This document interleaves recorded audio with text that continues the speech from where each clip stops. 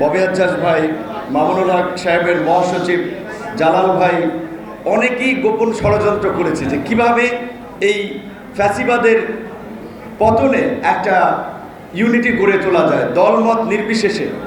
আপনার general public কিংবা আলেম ওলামা, ছাত্র, শিক্ষকদেরকে বিভিন্ন ফ্রন্টে মুভমেন্ট করা যায়, এটা আমরা একসাথে অনেক আলাপ আলোচনা করেছি।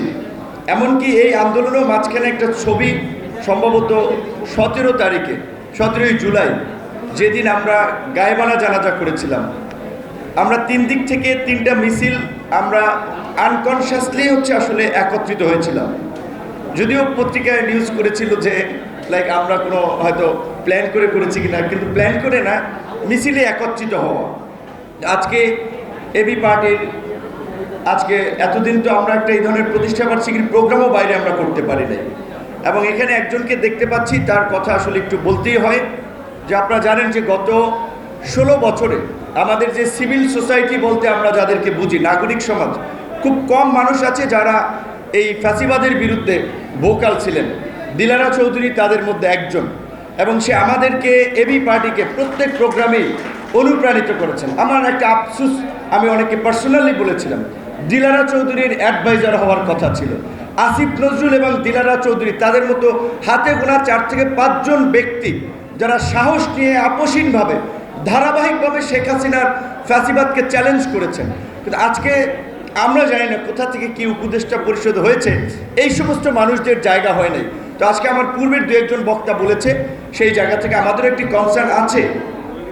একটা মানবিক আশ্রয় দিয়ে আমরা যে বিপদে পড়েছি, আবার আরেকটা মানবিক করিডোরের নামে দেশকে আবার কোন ফাঁদে ফেলা হচ্ছে, এটি নিয়ে আমরা শঙ্কিত, এটি নিয়ে আমরা উদ্বিগ্ন।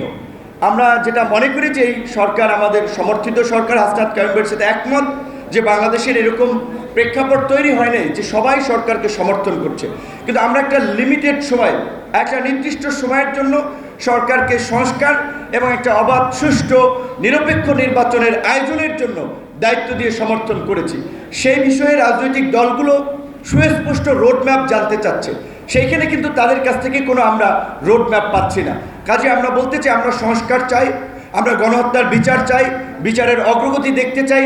একই সাথে বাংলাদেশের মানুষ 16 বছর ধরে তার যে ভোটের আকাঙ্ক্ষা, জনপ্রতিনিধি নির্বাচনের আকাঙ্ক্ষা, তারও একটা সুস্পষ্ট রূপরেখা আমরা অনতিবিলম্বে এই সরকারের কাছ থেকে আমরা জানতে চাই।